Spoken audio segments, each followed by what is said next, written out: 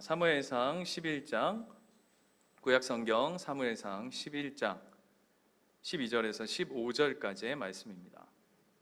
구약성경 424페이지 정도 될 것 같은데요. 사무엘상 11장 12절에서 15절까지의 말씀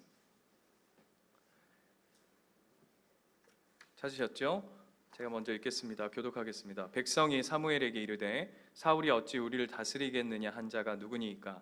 그들을 끌어내소서 우리가 죽이겠나이다.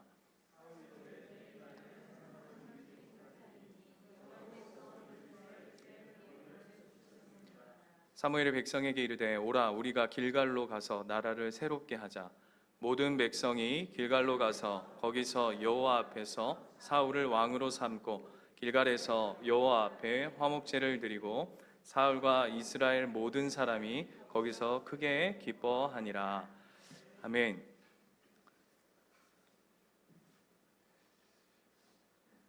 여러분 복면가왕이라는 프로그램 아시죠? 예, 가끔 저희가 예배 마치고 이제 집에 가면 이제 저녁 먹으면서 이제 보는 프로그램이거든요.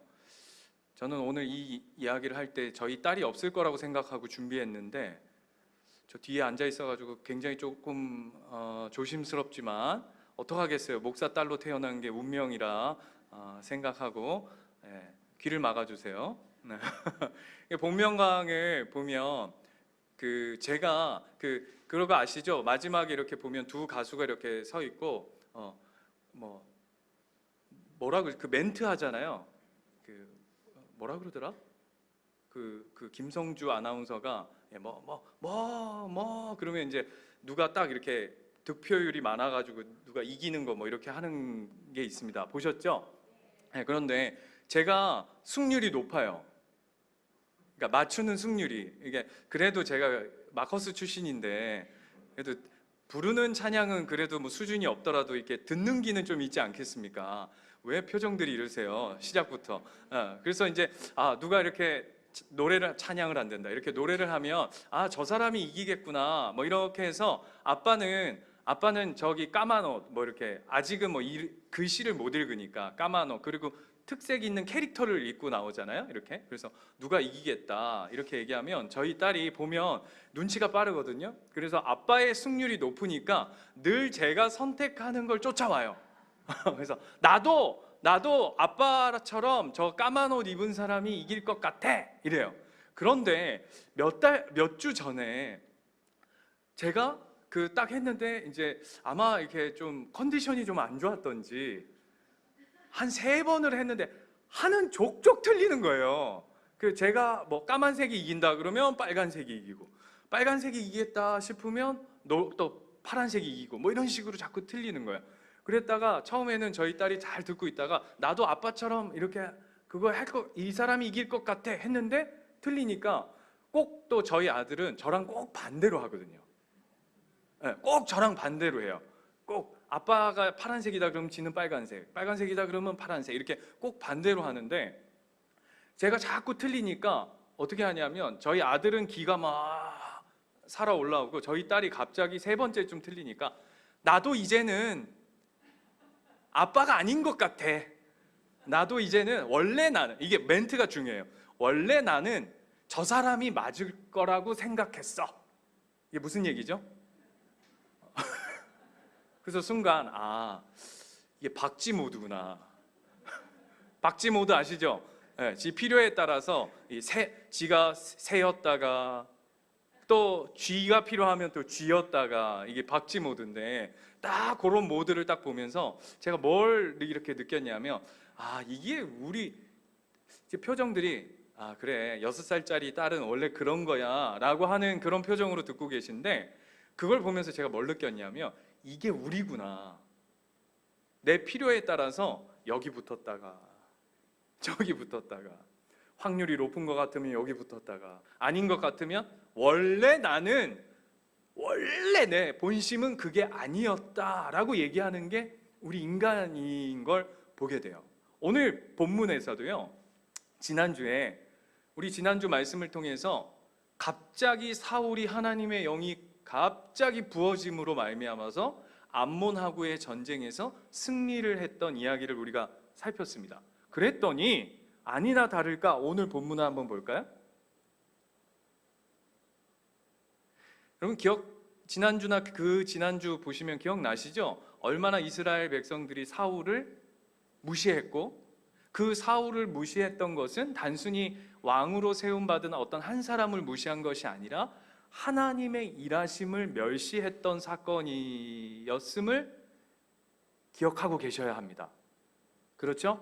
예. 그런데 그랬던 그들이 오늘 12절 말씀, 우리가 읽었던 12절 말씀을 보면 헷가닥합니다. 그래서 뭐라고 얘기하냐면, 백성이 사무엘에게 이르되 사울이 어찌 우리를 다스리겠느냐 한 자가 누구니이까? 그들을 끌어내소서 우리가 뭐 하겠다고요?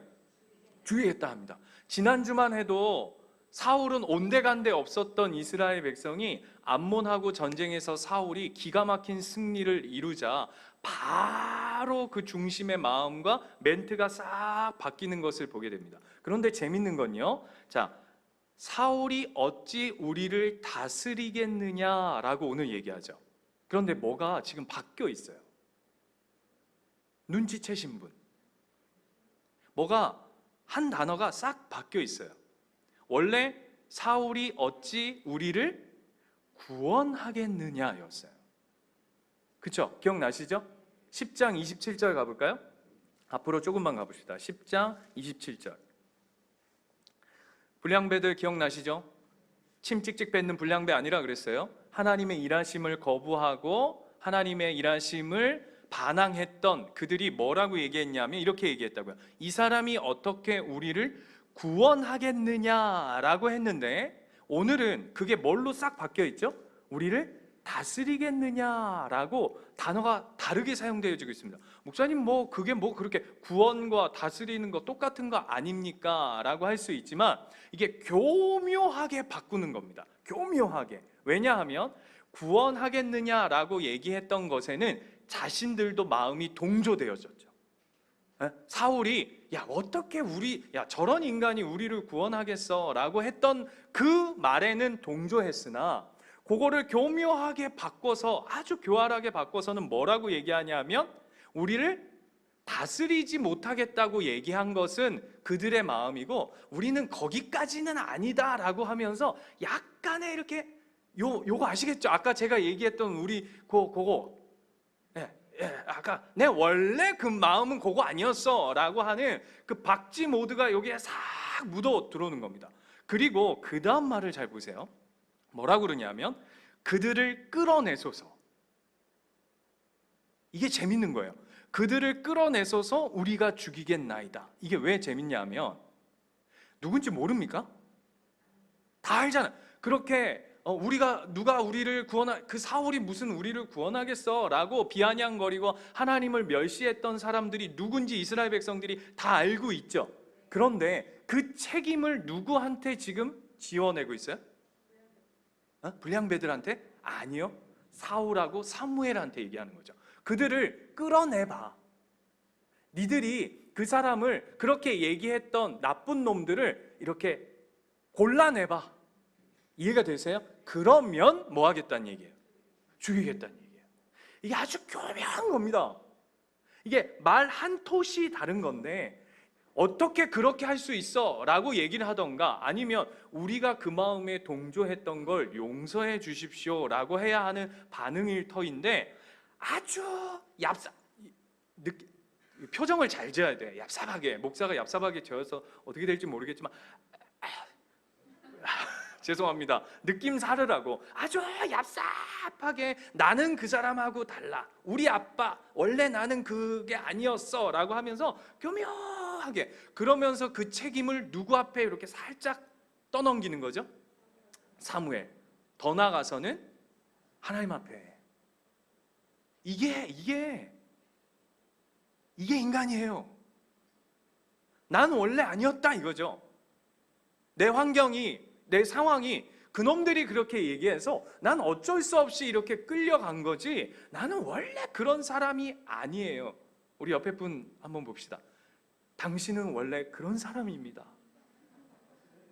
원래 그런 사람이에요.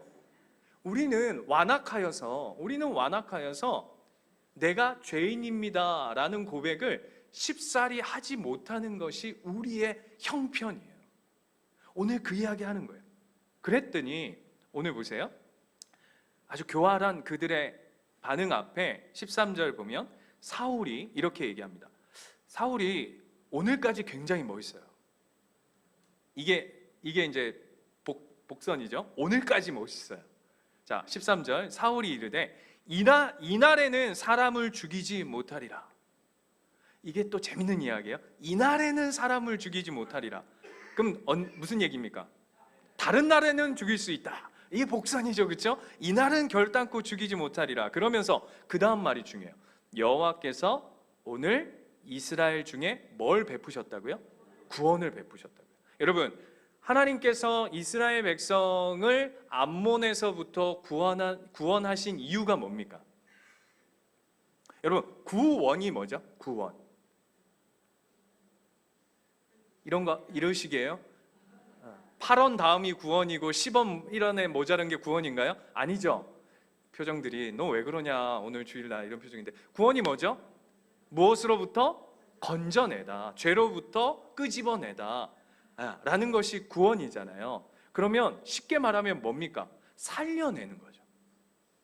하나님의 일하심의 핵심이 무엇이었냐면 이스라엘 백성, 하나님의 백성을 살려내는 게 목적이었어요. 그런데 그 하나님의 살려내시는 역사 가운데 그 일에 마음이 동조되지 않는다고 죽인다? 이 모순이죠. 그래서 오늘 뭐라고 이야기하냐 하면 하나님이 살리기 위해서 행하신 일 앞에 인간의 뜻으로 죽일 수 없노라 라고 오늘 사울이 반응하는 것이죠. 여러분 어때요? 멋있지 않습니까? 예? 별론가요? 멋있지 않습니까? 그런데 여러분, 이 이야기는 굉장히 중요한 거예요. 이 이야기는 앞에서 12절에서 이야기했던 이 이야기는 우리가 사울이 굉장히 믿음으로 멋있게 하나님의 구원과 하나님의 일하심으로 받아서 그렇지, 이것을 인간적으로 생각해 보면 어떤 왕권, 오늘 사울은 왕권이잖아요. 왕의 자리를 지켜가는 자리인데 왕의 힘을 더 모아가려면 어떻게 해야 되냐면 반대파를 숙청하는 것이 세상이 가진 일반적인 방식입니다. 그렇잖아요. 어느 한쪽의 힘을 모으려면 이 반대에 작용하는 힘을 죽여야죠. 그래서 여러분 그 유명한 그 역사적 인물 드라마 아시죠? 시청률이 60% 가까이 됐던 모래시계? 그거 말고 이렇게 왕건? 네. 그 중요한 멘트가 뭐죠? 누가 기침을 하였는가 이래가지고 기억나시죠? 기침 한번 했다고 다 죽여버려. 막 신하를 막 철퇴가지고 막 이거 지금 눈 껌뻑껌뻑 하는 사람은 요즘 세대 친구들, 그리고 하는 사람은 최소한 저 이상.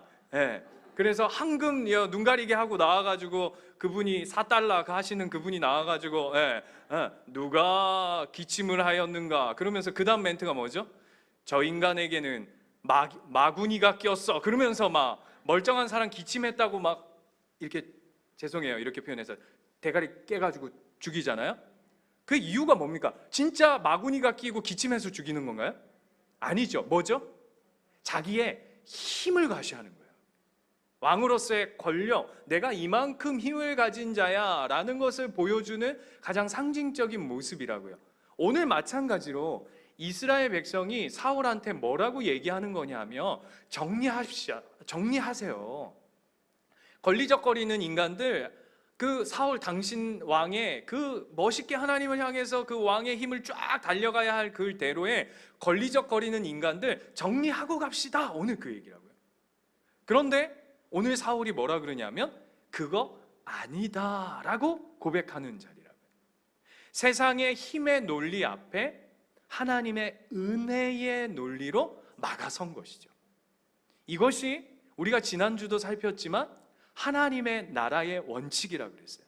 하나님의 나라의 원칙은 경쟁하고 누군가 힘 많은 사람이 힘 약한 자들을 짓밟고 눌러서 어떤 양육강식의 논리가 이루어져서 힘으로 굴복시키는 나라가 아니라 하나님 나라는 세상의 힘의 논리 위에 은혜의 논리로, 사랑의 논리로 덮어내는 것이 하나님 나라의 원칙이다라는 것을 보여주는 사건이라고. 그리고 오늘 한 번 더 사울이 그 뜻 앞에 순종하는 모습이 오늘 이야기예요.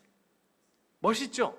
그래서 그 고백이 뭐냐 하면 이 모든 것을 하나님 손에 맡겨드립니다 라는 것이죠. 그런데 그리고는 오늘 본문이요, 갑자기 사무엘이, 자 14절 15절 한번 볼까요? 14절 15절. 그렇게 아주 아름답고 은혜스러운 이야기가 14절 15절을 통해서 어디로 끌고 가고 있는지를 한번 보세요. 14절 보시면 사무엘이 백성에게 이르되 오라 우리가 길갈로 가서, 길갈의 동그라미, 눈으로 동그라미 한번 하세요. 가서 나라를 새롭게 하자. 그리고 15절 모든 백성이 길갈로 가서, 길갈의 동그라미, 두 번째 동그라미, 거기서 여호와 앞에서 사울을 왕으로 삼고 길갈에서, 세 번째 동그라미, 여호와 앞에 화목제를 드리고 사울과 이스라엘 모든 사람이 거기서 크게 기뻐하니라. 자, 질문이요. 제가 우리 예수님교회 가족들에게 설교할 때마다 말씀드렸던, 성경은 반복이 강조다 그랬습니다. 무려 오늘 두 절 사이에 길갈이라고 하는 땅을 세 번이나 무려 언급하고 있습니다. 그리고 거기 가서 나라를 새롭게 하고 거기에서 사울을 왕으로 삼고 거기에서 하나님 앞에 예배드리고 거기에서 모든 이스라엘 백성이 기뻐했대요. 길갈이 뭐길래? 네. 그 오늘 본문은 뭘 강조하고 싶은 거죠? 길갈이 중요한 곳이다 라는 거예요. 길갈. 네, 길갈. 아마 이스라엘에 가면 길갈로 뭐 이렇게 있지 않을까 싶어요. 농담했는데 굉장히 진지하고요. 자, 그러면 이렇게 물어야겠죠. 길갈이라는 곳은 어떤 장소냐? 길갈이 어떤 곳이죠, 여러분? 여러분 성경을 최소 여러분은 99독 한 분들로 제가 알고 있어요. 목사는 100독 했고 우리 성도들은 99독 했고 아무도 제 눈을 마주치지 않고, 농담입니다. 저도 100독 안 했고 여러분도 99독 안 했음을 우리 모두가 다 알고 있어요.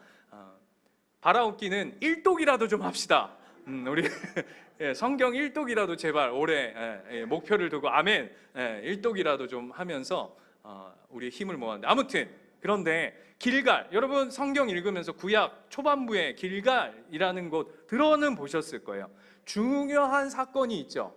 한 두 가지로 압축됩니다. 자, 100번 얘기하는 것보다 여러분의 눈으로 확인하는 게 중요해요. 여호수아서 앞으로 좀 넘어가면 있죠. 5장에 가볼까요? 여호수아서 5장에 가면 길갈에서 어떤 일이 벌어지냐 하면, 길갈에서 이스라엘 백성이 할례를 하는 사건이 여호수아서 5장 이야기입니다. 기억나시죠? 여러분 읽었던 거? 그런데 여러분 이때의 할례는 어떤 의미를 가지고 있냐면, 이때 할례 받았던 사람들은 누구였냐면 그 1세대, 그러니까 출애굽해서 이스라엘 백성들이 60만이 쏟아져 나옵니다. 그렇죠? 60만 곱하기 보통 4 하면 한 200만 넘는 아이들, 할아버지, 할머니, 한 200만이 넘는 이스라엘 백성이 광야로 쏟아져 나와요.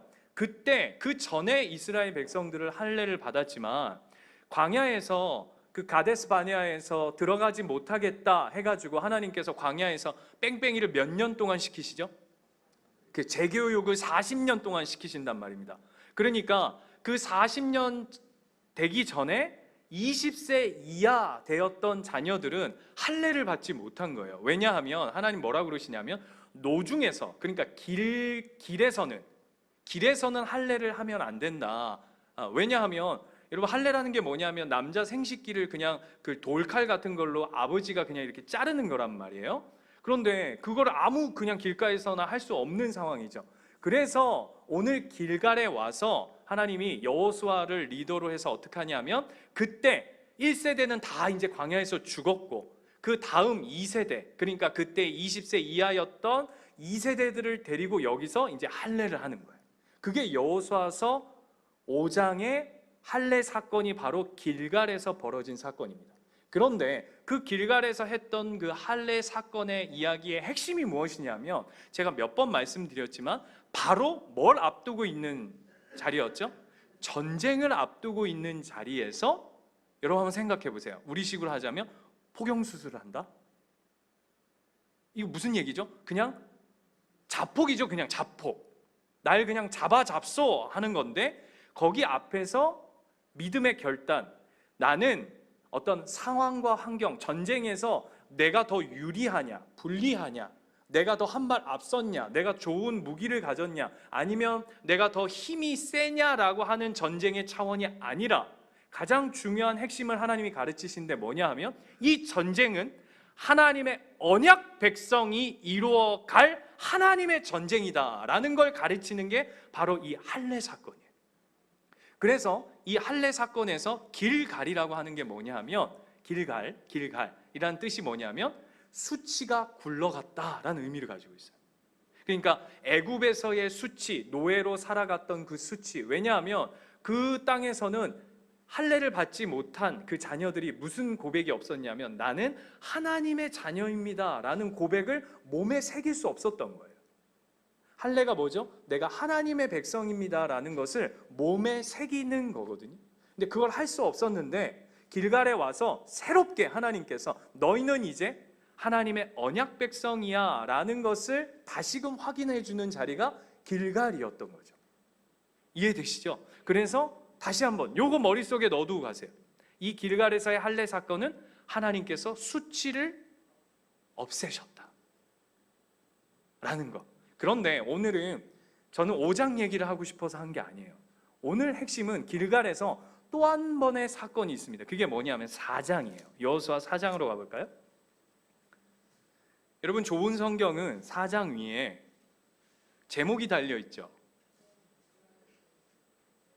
제목이 없으면 성경책 제가 하나 사드릴게요. 제목이 있죠. 뭐라고 써있죠?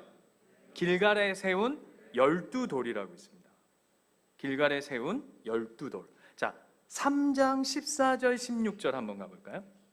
3장, 여호수아서 3장 14절 16절.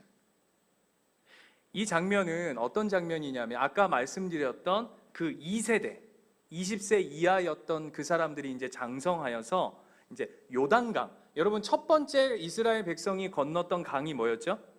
빨간 강, 홍해였어요. 홍해. 네. 그런데 이제 두 번째 건너는 강은 무엇이냐 하면 요단강이에요. 요단강. 제가 그 이 밤의 끝을 잡고 기도회를 준비하면서 어떤 목사님이 하신 설교 그 책을 보다가 이 강력한 인사이트를 얻어서 이런 제목으로 좀 은혜를 나누려고 해요. 강을 건넌 사람들. 강을 건넌 사람들. 그게 누구냐면 그리스도인이에요. 자, 보세요. 아브라함이 유브라데 강을 건너왔죠. 그죠? 이스라엘 백성은 홍해를 건너왔죠. 그리고 2세대는 요단강을 건너왔죠. 이 강을 건넌 자들의 삶이 어떤 고백이 담겨져 있는가를 저 여러분과 함께 나누려고 해요. 여러분은 강을 건넌 자예요. 우리 그런 찬양 있잖아요. 그 장례식장 가면 요단강 뭐 이런 거 있죠, 그죠? 주여. 아무튼 강 건넌다는 게 어떤 의미인지는 여러분 아실 거예요. 그래서 오늘 이 요단강을 건너는 요단강 도하, 그러니까 요단강을 지나가는 그 사건을 오늘 이야기하는 게 3장 4장 이야기인데요. 아까 말씀드렸던 14절 보시면 이렇게 되어 있어요. 백성이 요단을 건너려고 자기들의 장막을 떠날 때에 제사장들은 언약궤를 메고 백성 앞에 나아간지라. 이 본문을 잘 주목해서 보십시오. 중요합니다. 15절, 요단이 곡식 거두는 시기에는 항상 언덕에 물이 완전 넘치더라. 궤를 맨 자들이 요단에 이르며 궤를 맨 제사장의 발이 물가에 잠기자 곧 위에서부터 흘러내리던 물이 그쳐서 사르단에 가까운 매우 멀리 있는 아담 성읍 변두리에 일어나 한 곳에 쌓이고 아라바의 바다 여메로 향하여 흘러가는 물은 온전히 끊어짐에 백성이 요리고 앞으로 바로 건널세라고 되어 있어요. 이게 자, 설교를 들을 땐 상상해야 된다 그랬습니다. 지금 제사장들이 뭘 메고 바다 안으로 들어가는 거죠? 요단강으로? 언약궤예요. 여러분, 언약궤는 뭘 상징하죠? 하나님의 임재를 상징합니다. 그래서 제사장들이 언약궤를 메고 바다로 들어서면서 이 발목에 물이 잠기면서부터 물이 어떻게 됐다는 얘기죠? 좌우로 갈라졌다는 얘기예요. 자, 그런데 이 장면은 단순히 제사장이 들어가니까 물이 갈라졌다 이런 차원이 아니라 이렇게 상상하셔야 됩니다. 그 물에 가장 먼저 들어가신 분이 누구예요? 하나님이란 얘기예요. 이해가 되십니까? 요단강에 가장 첫 발을 먼저 내디디신 분이 누구냐면 바로 우리 하나님이시란 얘기죠. 그래서 하나님의 임재, 하나님의 영광 앞에 물이 그냥 양쪽으로 나뉘어져서 장벽을 이루는 거예요. 그리고는 그 제사장들이 어디까지 들어갔냐면, 여러분, 강에서 제일 깊은 곳이 어디입니까? 네, 지금 이거는 성경하고 관련 없는 이야기인데 이렇게 멍 때리고 계시면 안 돼요. 강에서 제일 깊은 곳이 보통 어디입니까? 강 가운데잖아요, 그렇죠? 그래서 제사장이 제일 깊은 가운데까지 갑니다. 그리고는 언제까지 물이 갈라져 있냐면 이스라엘 백성들이 그 강을 다 지나갈 때까지 강이 갈라져 있어요. 이거는 여러분 뭐 신앙생활 조금 하신 분들은 다 아는 이야기일 거예요. 그런데 그 다음이 중요해요. 그러면서 하나님이 뭐라고 이스라엘 백성들에게 명령하시냐면 너희들이 12돌을 취하라 그래요. 지파별로 너희들이 가서 그 제사장 발 밑에 있는 돌들을 취해서, 그러니까 가장 깊은 곳에 있었던 그 돌들을 취해서 이 길갈에다가 12돌을 쌓아 놓으라 그럽니다. 네. 그런데 그래서 끄집어내서 12돌을 쌓죠. 그러면서 하나님 뭐라 그러시냐면 나중에 너희 자손들이 이게 뭐냐고 묻거든. 자, 3절 보세요. 4장 3절. 제가 100번 얘기하는 것보다 여러분이 성경을 보는 게 훨씬 유익합니다. 4장 3절 보면 그들에게 명령하여 이르기를 요단 가운데 제사장들의 발이 굳게 선 그곳에서 12돌을 택하여 그걸 가져다가 오늘 밤 너희가 유숙할 그곳에 두게 하라 그럽니다. 어디다 두라고요? 너희가 먹고 자고 하는 그 자리에다가 두랍니다. 이해가 되시죠? 그러면서 뭐라 그러시냐면, 이것이 뭐라 그러냐면 나중에 너희 자녀들이 아빠 이게 뭐예요? 왜 12돌이 여기 와 있어요? 라고 얘기하면 뭐라고 대답하라고요? 우리가 예전에 너희 아버지의 아버지 때에 하나님께서 요단강을 갈라서 우리를 이렇게 건너게 하셨는데 그때 이 강 바닥에서 건져낸 그 돌이란다 라는 이야기를 하라는 거예요. 그러면 그게 무슨 얘기입니까? 이스라엘이라고 하는 이 나라, 가나안 땅에 들어와서 살고 있는 이 나라는 애굽에서 400년 동안 노예 생활하고 40년 동안 광야 생활을 하고, 그럼에도 불구하고 하나님이 이 가나안 땅에 넣으셔서 이 나라의 뿌리와 근거가 무엇인가를 기억하라는 것이죠. 이해가 되십니까? 우리가 무엇으로 말미암아 지금 이렇게 은혜를 누리고 하나님의 백성으로 살고 있고 지금 밥 먹고 있고 행복하게 살고 있는지 그걸 기억할 수 있는 가장 중요한 핵심의 그 돌을 두라는 거죠. 그런데 그 돌을 어디에다 두라고요? 길갈 유숙하는 곳. 바꿔서 얘기해 볼까요? 너희의 삶의 중심에 두라는 거예요. 본헤퍼라는 목사님이 계십니다. 독일에. 본헤퍼 들어보셨습니까? 죄송합니다. 그냥 하겠습니다. 어떨 때 계셨던 목사님이냐면 히틀러. 그래서 히틀러가 죽였죠. 그 보네퍼라고 하는 신학자, 독일의 유명한 아주 신학자가 계신데 그 목사님, 그 보네퍼라는 목사님이 이런 이야기를 했어요. 하나님께서 에덴 동산을 창설하시고 그 선악을 알게 하는 나무를 동산 중앙에 두셨다. 그 다음이 중요해요. 그 이유가 무엇이냐면 동산 중앙에 둔 것은 아담의 삶의 중심에 두고자 하신 것이다 라는 얘기를 했어요. 그러니까 에덴 동산에 그냥 한가운데 뒀다 이런 의미가 아니라 아담에게 있어서 하나님의 명령, 하나님의 뜻이 그 삶의 한복판, 그 삶의 가장 한 중심에 두어야 한다라는 것을 이야기하는 것이 바로 에덴 동산의 선악과인 것처럼 오늘 길갈에 12돌을 세운 것의 핵심은 무엇이냐 하면 우리의 삶의 중심, 삶의 한복판에 두어야 한다는 것이죠. 그런데 여러분, 우리가 길갈 이야기를 두면 여기까지는 잘 알아요. 12돌을 세운 걸 여기까지는 잘 알아요. 목사님, 저는 이것도 몰랐는데, 그러면 참 어쩔 수 없는데 여기까지는 그래도 한 번씩 들어보셨을 거예요. 그렇죠? 빨리 그렇다 하세요. 다 뽀록 나니까. 그런데 12돌을 세운 게 한 군데가 아니에요. 한 군데 더 있어요. 어디 있죠?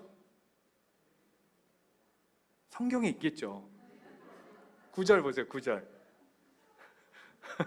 4장 9절 너희들이 유숙하는 곳에만 12돌을 두라 한 것이 아니라 9절 보시면 9절에 이렇게 되어 있어요. 같이 한번 읽어볼까요? 시작. 여호수아가 또 요단 가운데 곧 언약궤를 맨 제사장들의 발이 선 곳에 돌 12를 세웠더니 오늘까지 거기에 있더라. 아까 제가 말씀드렸어요. 제사장이 언약궤를 메고 어디에 있었다고요? 강 한가운데 제일 한복판에 있었다고 그래요. 그런데 오늘 여호수아가 뭐라 그러냐면 거기에다가도 12돌을 세우라 그럽니다.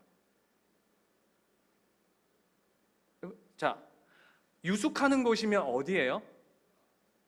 땅이죠. 땅. 쉽게 말하면 우리식으로 하자면 그냥 육지죠. 거기에다가 12돌 세운 거는 이해가 되겠어요. 그런데 지금은 땅이 갈라져서 한복판에다가 12돌을 이렇게 쌓아도 지금은 갈라져 있으니까 보이지만 나중에 이제 제사장들이 물러가고 그 강이 요단강이 이렇게 딱 합쳐지면 거기에 12돌이 있는지 있었는지 누가 쌓았는지 어떻게 합니까? 12돌을 뭐 무슨 위로 막 돌 위에 긴 돌 위에 긴 돌 위에 긴 돌 위에 이렇게 쌓진 않았을 거 아니에요. 그렇죠? 그러면 보이지도 않는 돌을 왜 거기다가 여호수아는 쌓았을까요? 예? 여보소서. 그 밖에다 유숙하는 데에다가 쌓는 건 이해가 된다고. 나중에 자녀들이 보거든. 그거 교육용으로도 쓰고 시청각 자료로도 쓰겠는데 강 한복판에 나중에 되면 물이 차면 보이지도 않는, 아까 그랬잖아요. 물이 많이 찼다고요. 그럼 왜 거기다 쌌냐고요. 저도 여기까지는 알았거든요. 그런데 참 여기 주변에 탁월하신 목사님들이 많아요. 네. 봤더니 요 다음 버전이에요. 인용이에요. 이거는 정확히 해야지. 또 카피했다 할까봐. 네. 인용입니다. 인용. 한 목사님이 하신 그 책에서 인용. 뭐냐 하면 그 돌이 언제 그러면 드러날까요? 가뭄이 오면. 그렇죠?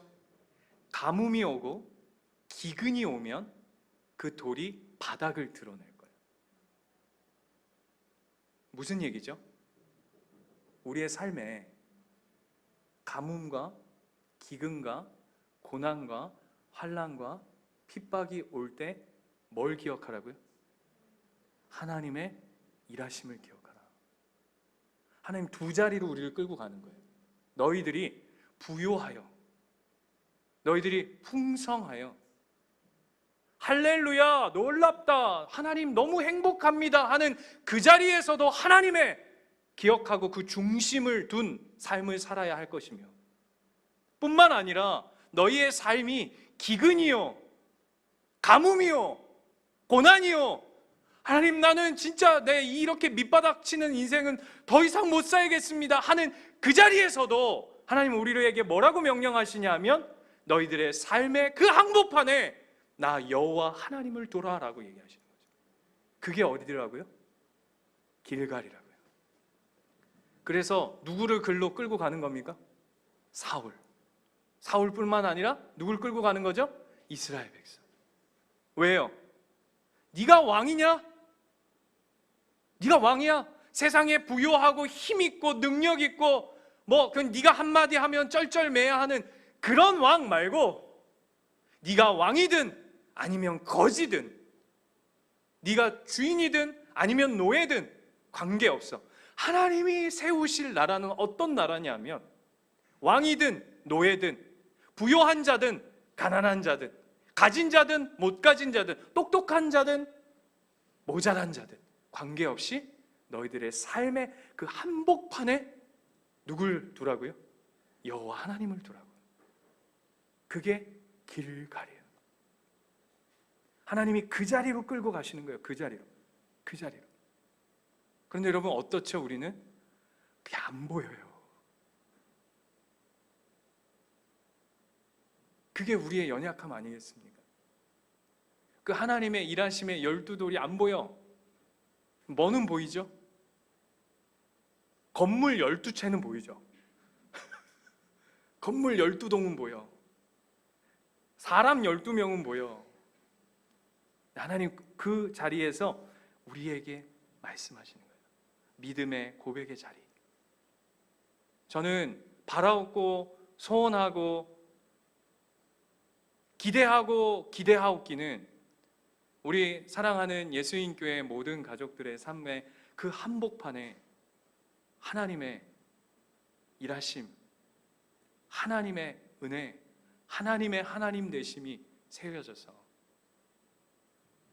그 인생이 여러분의 삶을 이끌어가는 놀라운 인생 되어지시길 축원드립니다. 오늘은 어린이 주일입니다. 그렇죠? 오늘은 어린이 주일이에요. 여러분 어린이 주일이 뭐죠? 여러분 원래 어린이 주일은 없어요. 그렇죠? 여러분 주일 중에 어린이 주일은 그냥 우리가 만들어낸 주일이지, 다음 주는 그러고 또 뭐라고 부르죠? 어버이 주일이야.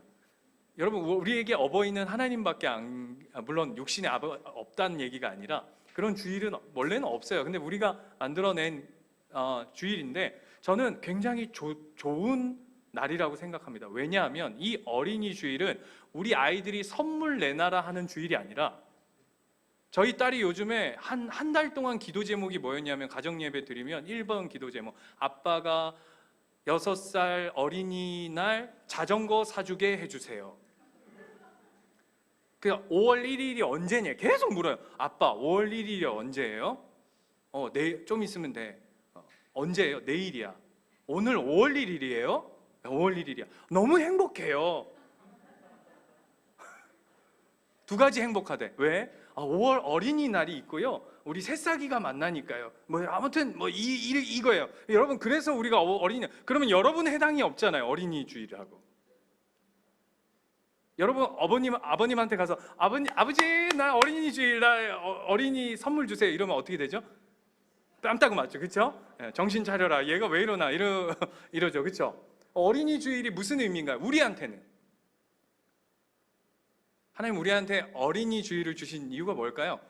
이거는 그냥 제가 해석한 겁니다. 어린아이 같이 살라고. 마태복음 18장의 말씀처럼 어린아이와 같지 아니하면 천국에 들어갈 수 없노라 얘기하셨던 그 어린아이. 그 어린아이의 핵심이 뭐죠? 순수함? 그거 아니라고 제가 100번 얘기했어요. 어린아이는 순수하지 않아요. 죄질 힘이 약할 뿐이지 순수하지 않아요. 거기서의 어린아이의 특징은 뭐냐면 절대적 의존자라는 거예요. 어린아이는 부모를 의지하지 않으면 살 수 없는 존재다라는 것이 어린아이 가치예요.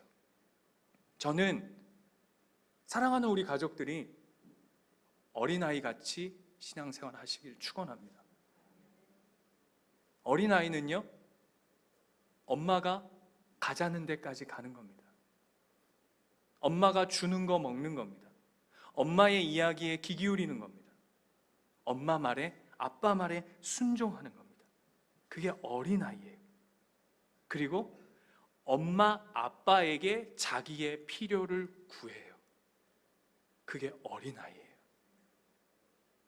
여러분 어린아이가 되십시오. 어린아이 신앙이 되란 얘기가 아니라 하나님만을 의지하며 여러분 삶의 중심에 하나님만을 둬서 한복판에 그 삶의 놀라운 은혜가 여러분의 삶을 장악하는 그 놀라운 삶을 살아가시라고요. 여러분 요즘에 식스포켓이라고 하는 말이 있다면서요? 들어보셨어요? 우리 식구들은 뭐 영화도 안 봐, 뭐 드라마도 안 봐, 뭐 뉴스도 안 봐, 성경도 안 봐. 뭐 집에 계시면 늘 묵상하는 거죠. 그냥 이렇게 주여 이렇게. 식스포켓이라는 게 뭐냐 하면 이런 이야기래요. 한 아이를 키워내는데 6명의 주머니가 필요하다. 누군지 아세요? 엄마, 아빠, 친할머니, 친아버지, 외할머니, 외할아버지. 이게 합쳐서 식스포켓이래요. 이게 그래서 요 시즌이 되면 이쪽 뭐라 합니까? 회사에서 이 식스포켓을 노려라. 이게 핵심 키워드랍니다. 그래서 그 아이가 커가는데 식스포켓이 좀 형편없으면 이 아이는 좀 그 인생에서 루저로 갈 가능성이 높다라고 얘기하는 게 세상 논리입니다. 그래서 뭐라 그러냐면 뭐 금수저, 은수저, 뭐 여러분 무슨 수저? 예수님 수저. 야, 네. 저는 뭐 흙수저도 아니고 뭐 똥수저 뭐 이런 거 같은데, 그럼 우리 다 여러분 식스포켓 다 갖고 계신 분? 식스포켓은커녕 원포켓도 없어요. 그렇지 않아요? 우리 인생이 무슨 식스포켓이야? 그런데 세상 그렇게 얘기한다. 그러면서 뭐라 그럽니까? 쉽게 말하면 너희들의 삶의 한복판에 뭘 두라는 거죠? 세상을 두라는 거예요. 포켓 두라는 거예요. 힘 두라는 거예요. 돈 두라는 거예요. 아니요, 그거 아니라고 얘기하셔야 된다고요. 우리가 그게 신앙이요, 그게 믿음이요, 그기가 우리가 바라는 하나님 나라라고요. 아멘이십니까? 제가 한 목사님이 쓰신 글을 하나 읽어드리겠습니다. 한번 잘 들어보세요. 믿음이 좋은 사람 중에는 부자도 있고 가난한 자도 있다. 믿음이 없는 사람 중에도 부자도 있고 가난한 자도 있다. 그러면 얼마나 많이 버느냐가 하나님의 관심사가 아니다. 기도를 열심히 하는 사람 중에는 건강한 사람이 있고 건강하지 않은 사람도 있다. 기도 안 하는 사람 중에도 건강한 사람이 있고 건강하지 않은 사람이 있다. 그렇다면 얼마나 건강한지가 하나님의 관심사가 또한 아니다. 더 버는 것, 더 건강한 것, 더 높은 자리에 오르는 것, 더 좋은 대학 가는 것, 현재의 어려움을 이겨내는 것, 보이지 않는 미래를 보는 것, 우리가 가장 관심 갖고 있는 이 모든 것은 하나님 주권 아래 있는 것이지만 하나님의 최대 관심사는 아니다.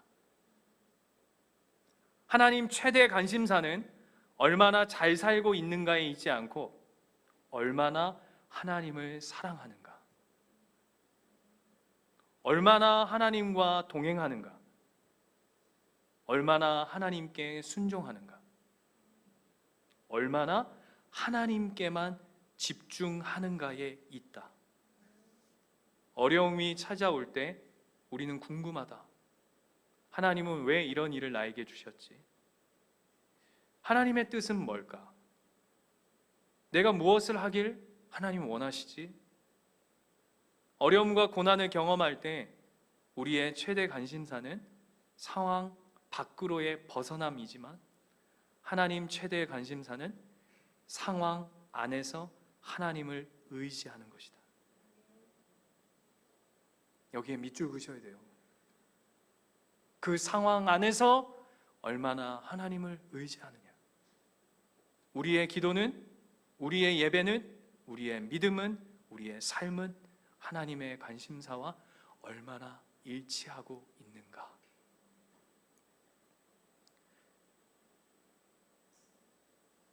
이 이야기가 저와 여러분의 이야기가 되어지시길 축원합니다.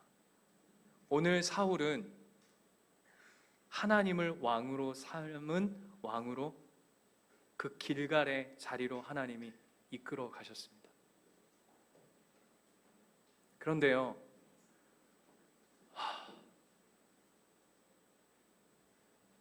이렇게 끝내야 하나라고 하는 참 무거운 마음이 있지만 오늘 본문으로 다시 한번 넘어가 보겠습니다. 13장 가볼까요? 사무엘상 13장.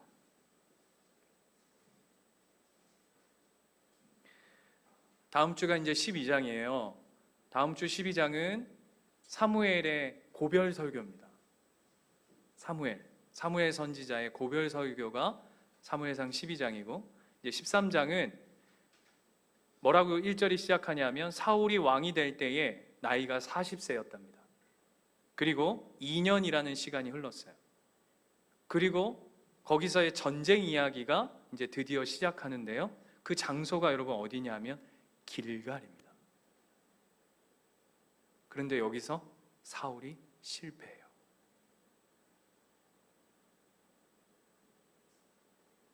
이게 참 묘한 겁니다. 하나님이 사울을 길갈로 이끌어가서 사울에게, 이스라엘 백성에게 이렇게 말한 거죠. 나 여호와 하나님을 너의 삶에, 너의 나라에, 너의 모든 것에 한 복판에 두어야 한다라고 얘기했는데 13장 바로 가자마자 사울이 그 길갈에서 실패합니다. 여러분, 한 주 동안 이 말씀을 깊이 묵상하는 시간들 되었으면 좋겠습니다. 하나님이 우리의 수치를 굴려내 계십니다. 하나님이 우리의 아픔과 신음과 고통과 어려움과 바닥치는 형편을 아십니다. 네가 부유하든 가난하든, 네가 잘났든 못났든 하나님은 하나님을 중심을 두고 살아가기 원하십니다. 여러분, 한 주 동안 길갈에서 어린아이와 같이 살아가십시오. 세상은 여러분에게 못났다고, 바보 같다고, 유치하다고 손가락할지 모르겠습니다. 야, 어떻게 저러고 세상을 살아? 라고 할지 모르겠어요. 그러나 하나님을 우리의 삶의 한복판에다 둔 자는 하나님으로 기뻐하며 하나님 때문에 어린아이와 같이, 더 나아가서는 바보같이 사는 인생을 기꺼이 감당하는 인생인 줄 믿습니다. 어린이 주일, 어버이 주일 너무 좋아요. 한 주는 어린아이와 같이, 한 주는 성장한 부모와 같이, 성숙한 부모와 같이, 그렇게 한 주 한 주 살아내다 보면 하나님이 그 길갈의 은혜 가운데 여러분을 착하고 충성된 종이라 부르시며 잘했다 잘했다 하시는 그 은혜가 여러분 삶과 가정 가운데 가득하실 줄 믿습니다. 찬양합시다.